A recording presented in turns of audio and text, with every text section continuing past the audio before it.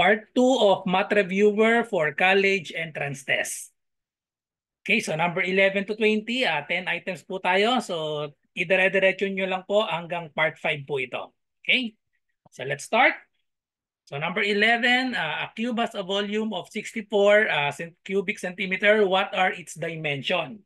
So medyo madali lang itong number 11 problem natin. So ang keyword dito yung cube.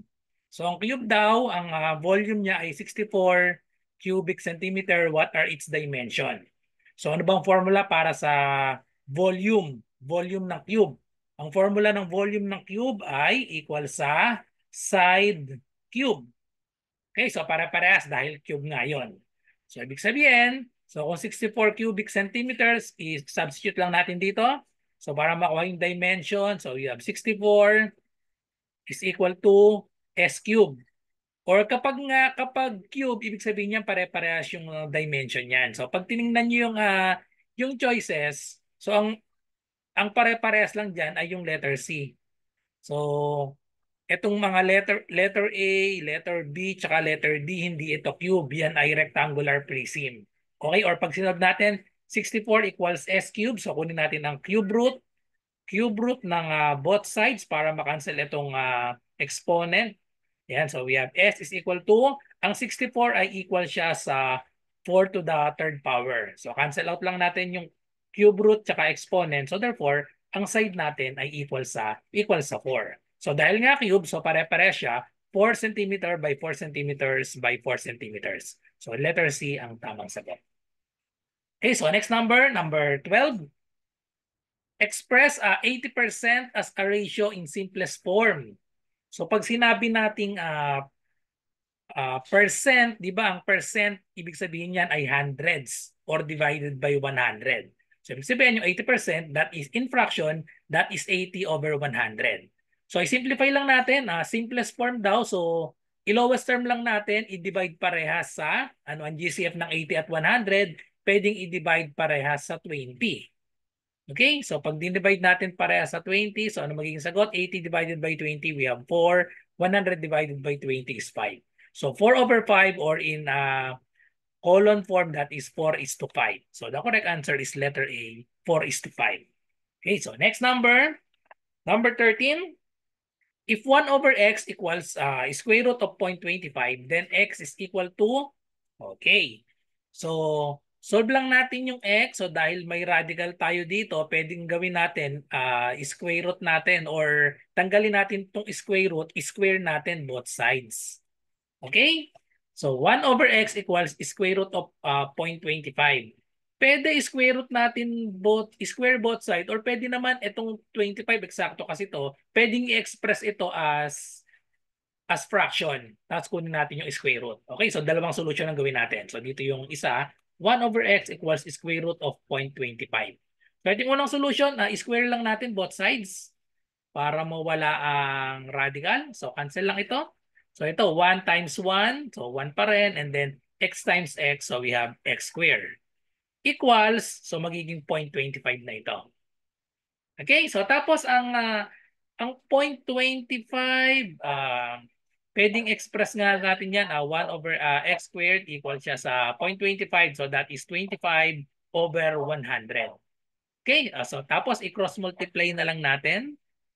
Or pwede, ayan, so i-cross multiply natin, cross multiply. So we have 25 x squared is equal to 100. Tapos divide both sides by 25. Divide both sides by 25. So therefore, x squared is equal to 100 divided by 25. That is 4. And then kunin natin ang square root ng both sides para masolve natin yung x. So therefore, the value of x is square root of 4. So that is equal to 2. So the correct answer is letter D. Okay, so ito yung isang solution kapag tinanggal lang natin yung square root. Yung isa naman, dahil perfect square naman yan, pwedeng dito pa lang sa umpisa, kunin na natin 1 over x equals square root of 25, isulat natin as fraction, 0.25, so that is 25 over 100. Tapos, eksakto yung square root nito, no? So, 25, ang square root ng 25. So, paghiwalay natin. So, dito ko na ilagay, square root of 25 ito over square root of 100. So, perfect square parehas. Square root of 25, that is 5. and then square root of 100, that is 10. Okay, so that's lowest term. So we have 1 over x equal to lowest term ng 5 over 10. That is divide both by 5. Divide both by 5. So we have 1/2.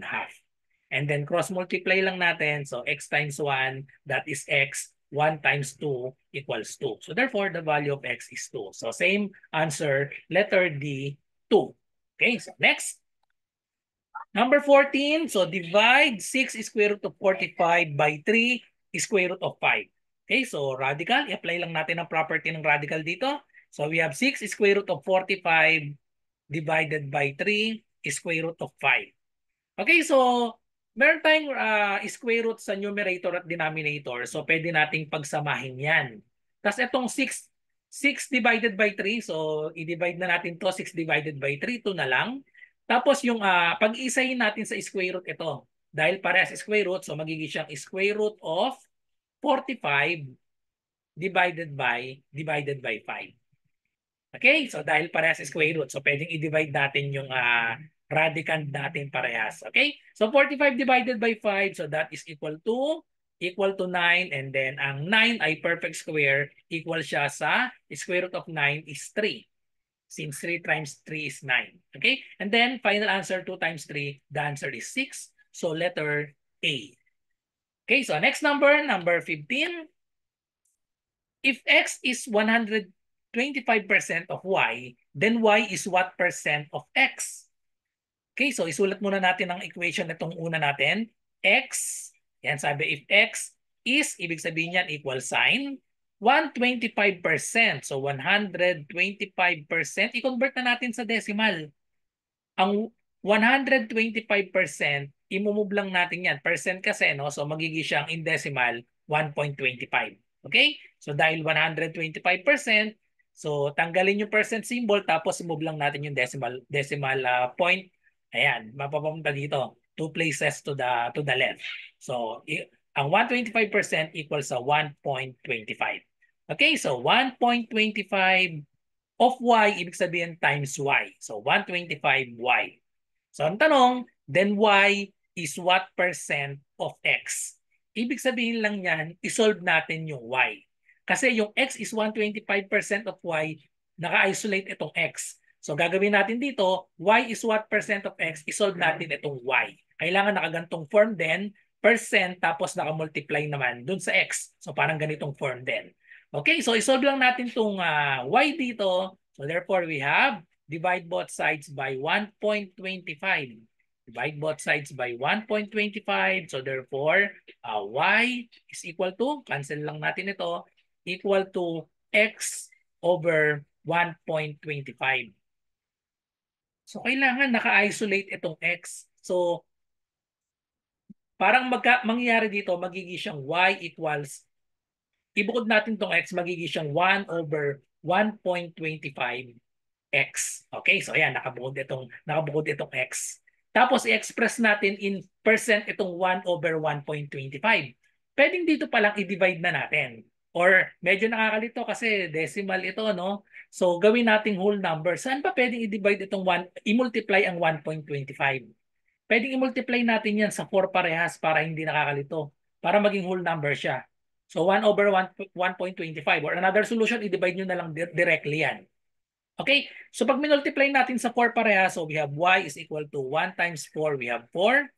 1.25 times 4, that is equal to 5. Okay, so 4/5 of x. So ngayon, kailangan percent. Pag sinabing percent, over 100 dapat. So pwedeng i-divide na ito, 4 over 5. Or mas madali, gawin natin, pag sinabing percent kasi over 100. So gawin natin 100 itong 5. So multiply lang natin sa saan kailangan i-multiply para maging over 100 ito, times 20. So times 20 pareha, so therefore y is equal to 4 times 20, we have 80. 5 times 20, we have 100. Okay, so therefore, ang 80 over 100, that is y is equal to 0.80. 0.80x. So yun ay sagot natin. Ayan yung percent, 0.80 or 80%. So the correct answer is letter C. So another solution, i-divide nyo lang ito 1 divided by 1.25. Okay? So move lang natin ang dalawa ito. So magiging itong 100. Okay? So magiging 125 na lang. 125 na to, itong isa 100.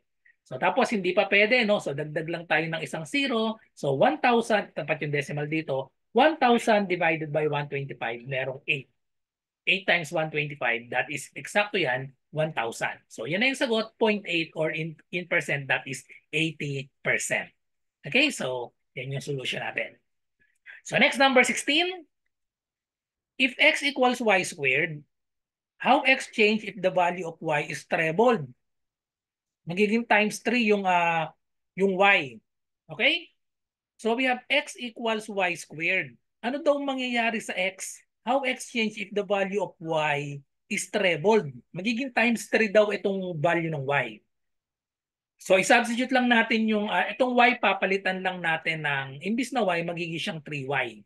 Okay, may square yan, so 3y square. So ano mangyayari sa x? So isolve lang natin. So 3y squared, so magiging siyang 3 squared, that is 9, and then y squared, we have y squared. So anong nangyari? I-compare natin. Ito yung original y squared. And then nung naging trebled siya, so anong nangyari? Minultiply lang sa 9. Okay? Therefore, the correct answer is x is multiplied by 9. Okay? So the correct answer is letter D. Okay? So next, number 17. The value of x in the equation 6x minus 5 times quantity 2 plus 2x equals x minus 10 is blank. Okay? So isolve lang natin yung value ng x. Okay? So anong gagawin natin dito? Unahin natin itong may parenthesis. I-distribute natin itong negative 5. Tandaan, kasama yung negative sign sa pag-distribute. Common mistake dito, itong 5 lang ang dinidistribute, nakakalimutan yung negative sign. So distribute lang natin. And then copy the rest. So we have 6x, negative 5 times 2, we have negative 10. Negative 5 times positive 2x, so that is negative 10x equals x minus 10. Okay, kailangan x lang ang nasa isang side. Pagsamahin muna natin ito, 6x minus 10x, so we have negative 4x. Okay? Copy the rest. So we have minus 10 equals x minus 10. Kung mapapansin natin, parehas may negative 10. Ano? So if we add 10 to both sides, makakancel lang ito parehas. Wala na ito. Wala na rin ito. So ang natira na lang, negative 4x equals x. So automatic 0 na yung sagot dyan kapag ganyan. So pagsamahin sa isang side, so itong negative 4x ilipat sa kabila. 0 na ito dahil nilipat sa kabila, or add 4x to both sides. So we have x plus 4x. So therefore 0 is equal to x plus 4x, that is 5x. Solve the value of x, divide both sides by 5. So ayan, 0 pa rin ang magiging sagot. The value of x is equal to 0. The correct answer is letter C. Okay, so next number, number 18. Okay, so basic ang 18, which of the following is 2 times 2 times 2? Bilangin lang natin yung 2. 1, 2, 3, 4, 5, 6. So 6. 6 na factor. 6 na factor ng 2. So i-apply lang natin definition ng exponent. So kung ilan yung factors ng 2, yun ang magiging exponent natin. So ang base natin itong 2. So therefore, the correct answer, may 6 tayo na 2. The correct answer is letter C, 2 to the 6. Okay? So baka may magkamali na nabaligtad, 6 square. Okay? So 2 to the 6 ang tamang sagot. So number 19. So basic ulit. What is the product of 2 to the negative 3 and 2 cubed? Okay, so apply lang natin ang law of exponent, 2 to the negative 3 times 2 cubed. Sabi sa law of exponent, pag same base, we have a raised to m times a raised to n. Same base, parehas a. Equal siya sa a to the m plus n. I-add lang natin yung exponent. Same base tayo, parehas 2. Okay? So parehas 2, so ibig sabihin, kopyahin lang natin yung base natin na 2, i-add ang exponent, so we have negative 3 plus 3. So we have negative 3 plus 3, that is 0, so 2 to the 0. And then meron tayong law, kapag ang exponent ay 0, a to the 0 equal yan sa 1. A is any number except 0. So 2 to the 0 is equal to 1. The correct answer is letter B. Okay, so last number for this video, number 20. So 8 times 7 is 5 more than what number? So gawan lang natin ang equation yan. I-translate natin word by word. So 8, ayan. So sulat lang natin yung 8 times 7. So 8 times 7. So we have 8 times 7 is, ang ibig sabihin ng is ay equal sign. 5 more than. 5 more than, ibig sabihin yan ay 5 more than ay plus. What number? Ito yung hinahanap natin. Maglagay kayo ng kahit anong variable na gusto nyo. Letter n na lang ang ilalagay ko. Then just solve for n. So we have 8 times 7. So that is equal to 56 equals 5 plus n. Solve for n, kailangan tanggalin si 5. So subtract 5 to both sides. So ganun lang kasimple. N na lang ang natira sa right side. 56 minus 5 equals 51. So the correct answer is letter C. Okay, so that's all. So thank you for watching. Kita-kita po tayo sa part 3, number 21 to 30. So kung may math question po kayo, i-comment nyo lang po dito sa aking channel, GTR Math Tutorial, or i-PM nyo sa Messenger, RJ Enseñado. So good luck po sa lahat na nagre-review. Bye-bye and God bless.